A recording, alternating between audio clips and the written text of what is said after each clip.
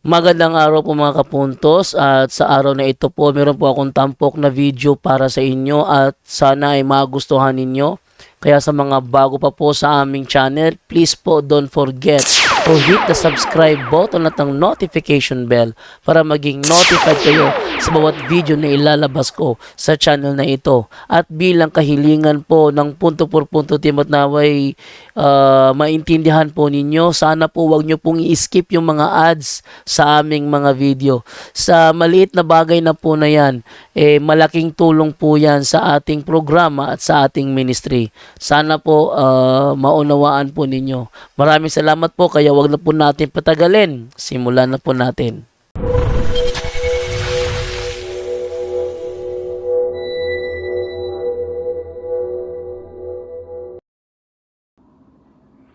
Hello mga kapatid, magandang araw po. Kumusta po? Pag-ibig at kapayapaan ni Kristo ay sumasa inyo at maghari nawa sa ating puso at damdamin. So, dito muna tayo sa exorcism moment mga kapatid. So, ang una, because of a sinful lifestyle, ang demonyo ay hindi aalis agad sa atin. Pangalawa, yung connection natin sa dark world, connection natin sa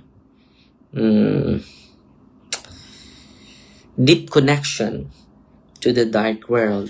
No. Pangatlo is dahil sa ating mga traumatic issues. Meron tayong trauma nung bata pa tayo at hindi natin na-release. Ito yung pang-apat mga kapatid. Not engaging in sufficient positive practices. No. Kailangan natin na maging productive tayo sa araw-araw nating gawain. Na maging productive tayo.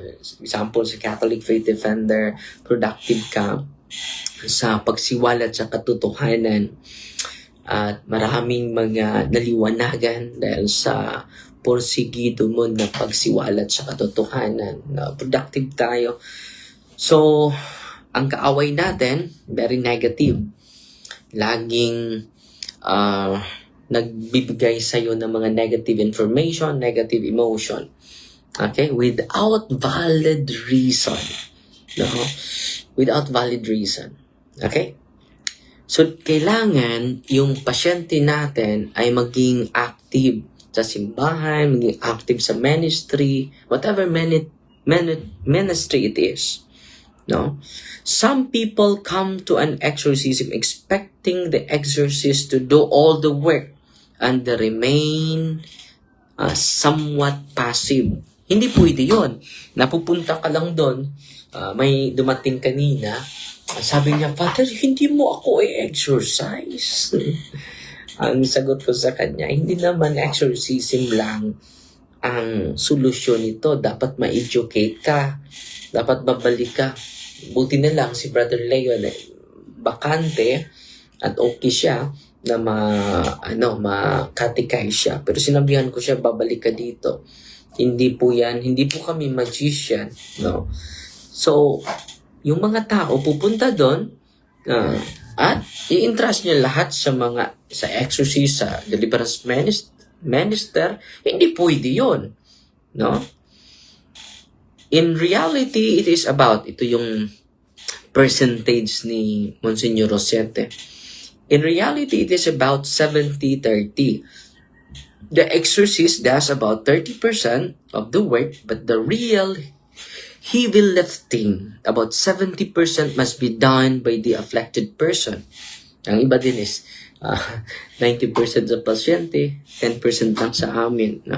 Pero kay Father, Monsignor said the 30-70 must be done by the afflicted person. It is not enough to be rid of the negative with the demons. One must fully engage the positive, fully take on the life of Christ. Pagsunod ni Kristo. Yan po yung i-develop natin sa mga pasyente natin na bumibisita sa ating office. Yung positive mindset, mga kapatid. Kahit negative yung sa libutan natin, we do a proactive. Ginagawa natin ang dapat natin gawin. Nababatay sa utos ni Kristo. Okay? To wit, The afflicted should not only be going to Mass. Hindi sapat yung pupunta ka lang sa simbahan upang magsamba. It is not enough. At least once a week. Kailangan, sinasabi ko sa mga hinaras ng demonyo, kung makaya ninyo na magsamba every day, do it. Okay? They should be engaged in an intensive spiritual journey. It should include monthly confession, daily meditation of scripture. Araw-araw po nagbabasa tayo ng salita ng Diyos. Okay? So, mamaya mga kapatid, mag-share ako sa inyo sa gospel. Ang ganda ng ebanghelyo ngayon related to, ang isi-share ko sa inyo yung mga reflection ng mga banal. Yung reflection para hindi tayo masawa sa mundo. Let us influence our mind and heart to the heart of the Good Shepherd, not to the heart of human being, not to the mind of the human being, but to the heart of the Good Shepherd. Okay? It should include monthly confession. Ito yung mga rule of life. Daily meditation on scripture. Daily deliverance prayers sa pamilya po. Daily rosary. Importante yan. Spiritual retreats. Pwede ka mag-retreat, no? Lalo-lalo na yung mga grabing hinaharas ng demonyo. And a house full of sacramentals. Dapat yung bahay natin ay may mga sacramentals. Hindi superstitious object ha, yung mga feng shui, mga lucky charm. Hindi po ganun, no? Okay?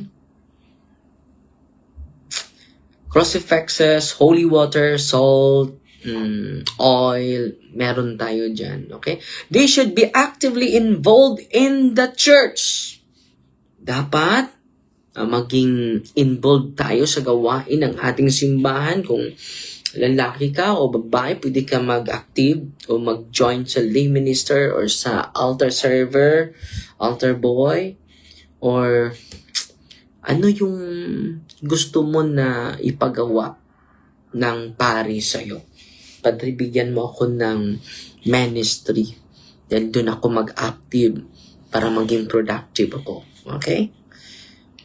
Perhaps, even engage in a charitable ministry. Pwede din, dadalaw ka sa mga may sakit, dadalaw ka sa mga bilangguan, sa mga piniriso, pwede ka dadalaw doon. Pwede ka din magbigay ng mga pagkain sa mga, it is charitable act, it is corporal work of mercy. Yan ang kinakailangan natin mga kapatid. Ano pa? While these practices might be initially difficult for the fully possessed, difficult po ito. Totoong-totoo po. Difficult po ito. They are important part of the process of liberation. This is an important part of the process of liberation. Yung pasyente natin kanina na lumapit sa atin, bigla lang gagalaw yung lubot niya. No? Gagalaw without findings, without diagnose ng doktor. Okay? So siya yung inasikaso natin, in-entertain natin kanina. Pero si Brother Leon na ang nag-entertain dahil marami pa tayong schedule mga kapatid. So, it is important part of the process of liberation. Ultimately, an exorcism is a process of conversion to a fully Christian life. So, hindi to basta-basta. It is a process of conversion, mga kapatid.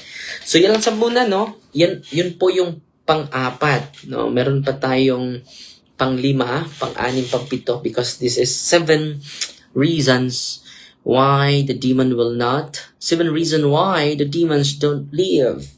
Bakit hindi siya aalis sa isang possess, no? Nasa pang, ano pa tayo? 1, 2, 3, 4. 4 pa tayo. 5, 6, 7. So, meron man 3 na isi-share ko sa inyo. Pero, para hindi kayo makalimot, dapat natin isa-isahin. Amen? At Fighty Maria, tatak FD with a humble heart. In the name of the Father, and of the Son, and of the Holy Spirit. Amen. Our Father, who art in heaven, hallowed be the name, the kingdom come, the will be done on earth as it is in heaven. Give us this day daily bread, and forgive us our trespasses, as we forgive those who trespass against us. And lead us not into temptation, but deliver us from evil. Amen. Hail Mary, full of grace, the Lord is with you. Blessed are you among women, and blessed is the fruit of the womb, Jesus. Holy Mary, Mother of God, pray for us sinners, now at the hour of our death. Amen. In the name of the Father, and of the Son, and of the Holy Spirit. Amen. And then may tanong dito, Good PM, Father Darwin, lang ko, okay lang ba if made in China ang products or images? Ano ba? Yes, okay lang po. Lalo na yung mga sa atin dito, exercise muna natin bago natin i-bless. No? Okay? So yan po yung kung ma-advisean mo yung pare, mas mabuti na magamit yung ritual ni Father Sikia po. Okay? Yan lang po muna, no? At Fighty Maria, tatak FD with a humble heart. Pasalamat lang ako. Laging na mga star senders natin, si Ate Ami na Elga. Lagi ito walang absent. 200 stars. 100 stars. 150 stars. At si Gina Apatan Dinukot, 50 stars. 100 stars. Si Bernardo Ibar Sabal, Jesus, I trust in you. 3 o'clock prayer para tayo. Ito na lang yung closing prayer natin. 3 o'clock prayer, mga kapatid. Thank you, Lord. Okay. In the name of the Father, and of the Son, and of the Holy Spirit. Amen. You died, Jesus, but the source of life flowed out for the souls, and the ocean of mercy opened up to the whole world. A fountain of life, immeasurable divine mercy, cover the whole world and empty yourself out upon us. O blood and water which flowed at the heart of Jesus, as a fountain of mercy for us, I trust in you. Holy God, Holy Mighty One, Holy Immortal One, have mercy on us in the whole world. Holy God, Holy Mighty One, Holy Immortal One, have mercy on us in the whole world. Holy God, Holy Mighty One, Holy Immortal One, have mercy on us in the whole world. Amen. Jesus, King of mercy, we trust in you. In the name of the Father, and of the Son, and of the Holy Spirit. Amen. Fighty Maria, tatak FD with a humble heart po. God bless.